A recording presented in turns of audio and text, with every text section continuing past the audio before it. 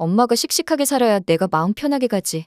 공진단은 홍혜교가 공진택의 집에서마저 쫓겨나서 갈 곳이 없어졌단 사실을 알고서는 엄마가 괜찮은지 지낼 곳은 있는지 확인하러 다시 한번 만나러 올 수밖에 없었고, 홍혜교가 김선영의 호의로 인해 과거 진상구가 지냈던 방에서 잠깐이나마 지낼 수 있게 된 것을 알았습니다. 진단아, 근데 나 정말 거기서 지내기 싫어. 이게 다 소금자 그 할머니가 공진택한테 말해서 너가 그 집안 핏줄 아닌 거 까발려진 건데 그 집에서 살면 소금자 그 할머니 계속 봐야 해. 나 그 여편네랑 진짜 눈도 마주치기 싫어. 그러니까 진단아, 제발 나 좀 데려가줘. 하지만 그럴 처지가 못 되는 공진단은 계속 징징거리는 엄마를 보면서 화가 나는 것을 참을 수가 없었죠. 그리고 분통이 터진다는 듯이 말하길, 엄마, 나는 지금 잠 잘 곳도 없어서 매일매일 그 똥차 안에서 자고 있어. 엄만 마음이 불편하긴 하지만 그래도 엄만 지금 편히 누워서 잘 곳이라도 있잖아.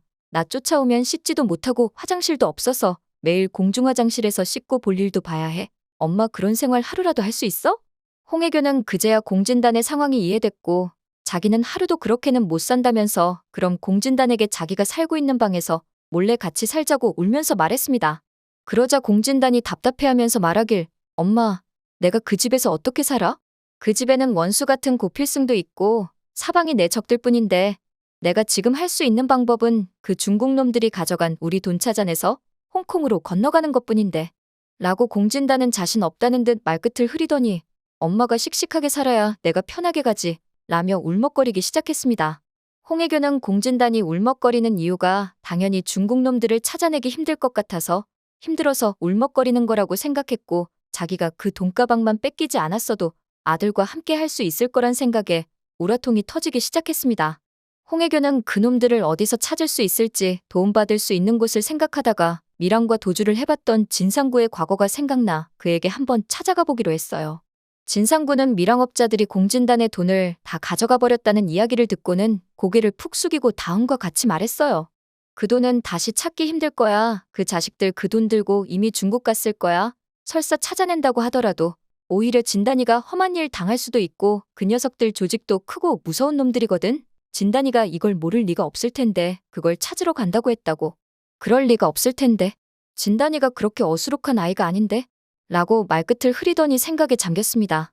그리고는 진상구는 갑자기 너무 놀라서 홍혜교에게 당장 공진단에게 연락해보라고 했어요. 진상구는 자신이 외국으로 도주하기 전 모든 게 끝났다고 생각했을 때 죽으려고 했던 것처럼 공진단도 자기 아들이니 그런 행동을 할 수 있을 거라는 불길한 예감이 스쳐 지나갔던 것이죠. 엄마가 씩씩하게 살아야 내가 편하게 간다는 게 중국이나 홍콩으로 간다는 말이 아니라 하늘나라로 돌아간다는 말이라는 걸 진상구는 직감적으로 알 수 있었습니다. 그렇기에 오히려 홍혜교에게 화를 내면서 진단이 꼭 찾아내야 해. 진단이 죽으면 나도 죽어버릴 거니까 당신이 꼭 진단이 죽지 못하게 막아야 해. 라고 애원하기 시작했죠. 홍혜교는 상황이 이렇게까지 된 게 모두 한국에 돌아온 진상구 때문인 것 같아서 그러기에 왜 한국에 돌아와서 이 사단을 만들어 정말 인생에 하나도 도움 안 되는 인간아 라면서 막말을 하기 시작했고, 화가 난 진상구는 오히려 더 화를 내며 지금 와서 그런 이야기가 뭐가 중요하냐며 당장 우리 진단이 찾아내라며 절규했습니다. 그렇게 눈물을 쏟아내던 두 사람은 결국 접견실에서 서로를 부둥켜 안고 끝없이 눈물을 쏟아내기 시작했고, 진상구는 본능적으로 공진단을 다시 찾아내는 게 쉽지 않을 거란 걸 직감했죠. 그러던 중 고필승은 공진택 집안에 다시 양자로 가게 되었고, 무엇보다 영화와 드라마를 다시 제작하자는 러브콜들이 쏟아져서 행복해하고 있었습니다. 박도라가 용기 있게 추진했던 칼국수집도 이제는 사람들이 줄까지 서서 먹을 지경이라 박도준이 꿔준 2천만 원을 다 갚고 확장을 해야 하나 고민을 할 만큼 행복한 하루하루가 계속되었지만, 고필승은 웬일인지 행방불명된 공진단이 그렇게 신경 쓰일 수가 없었죠. 그렇기에 박도라와 데이트 후에 헤어질 때면 항상 박도라의 집 앞까지 찾아와서 그녀가 집 안으로 들어가는 것까지 확인했어요. 낮에도 수시로 박도라에게 연락하면서 무슨 일이 없나 확인을 했고, 그런 고필승이 박도라는 고마우면서도 이제는 바쁜 그를 위해서라도 자신의 일은 자기가 알아서 해야겠다고 마음을 먹고 있었습니다.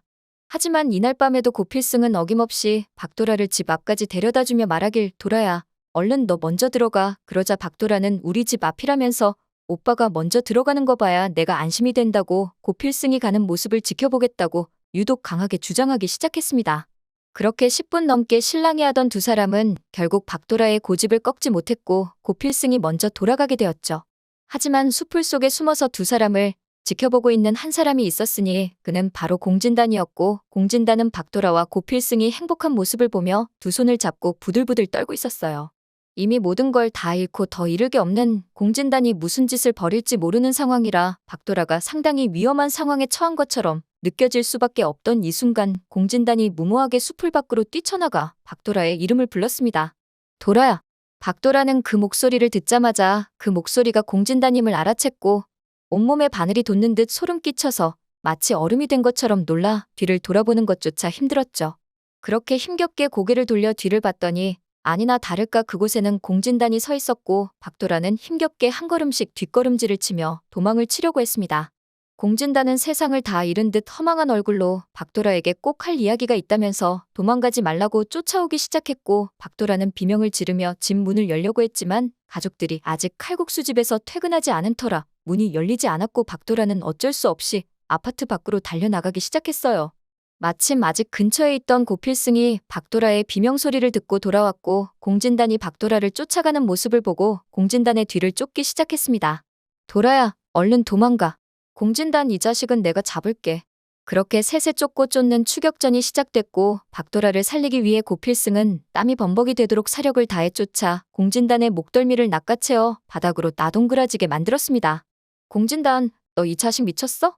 내가 감히 여기가 어디라고 와? 너 한 번만 더 우리 도라 괴롭히기만 해봐. 그렇게 고필승이 주먹을 들어서 공진단의 얼굴을 내리치려던 찰나 박도라가 와서 고필승의 주먹을 잡았어요. 오빠 하지마, 때리지마.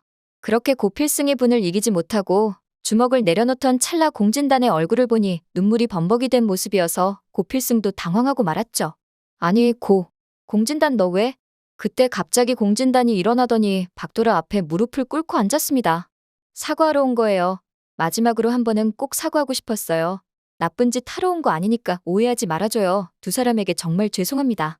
고필승과 박도라는 공진단의 갑작스런 사과에 상당히 당황했지만 공진단의 사과가 연기가 아니라 진심이란 것이 본능적으로 느껴질 수밖에 없었죠. 그리고 갑자기 사라져버린 공진단은 얼마 후 강으로 스스로 들어가 버렸고, 공진단의 시체를 찾기 위해서 경찰 수십 명이 동원되었지만 끝내 공진단의 시체를 찾지 못했죠. 그렇게 홍혜교는 시신 없는 공진단에 장례식을 치르면서 통곡을 하며 울었고, 공진단의 소식을 들은 진상구 또한 감옥에서 죽겠다고 여러 번 시도를 했지만 모두 실패로 돌아가고 말았습니다. 그리고 얼마 후 고필승은 영화 촬영지를 물색하러 전국 팔도를 돌아다니다가 공진단과 똑같이 생긴 한 남자를 발견하고 가까이 다가갔어요. 그는 분명히 공진단이었지만 자기의 이름은 공진단이 아니며 할아버지와 어렸을 적부터 오랫동안 이곳 시골에서 함께 자랐다고 이야기했습니다. 고필승은 고개를 갸웃하면서 서울로 돌아왔고 곧 공진단과 비슷하게 생긴 남자를 만났단 사실을 모두 잊고 박도라와 행복하게 살았죠. 끝끝내 한강에서 실종된 공진단이 실상 죽은 게 아니라 공진단을 한강에서 구해준 할아버지가 자신이 어렸을 적 잃어버린 손주와 공진단이 똑같이 생겼다는 이유만으로 기억상실증에 걸린 공진단을 손주로 입양해 함께 살았다는 사실은 그 할아버지 말고는 아무도 알지 못했답니다. 그렇게 홍혜교는 공진단이 죽었다고 생각해 평생 실성한 채로 살았고, 진상구 또한 감옥에서 통안에 눈물만 흘렸답니다. 오늘 영상 재밌으셨다면 구독과 좋아요 부탁드려요.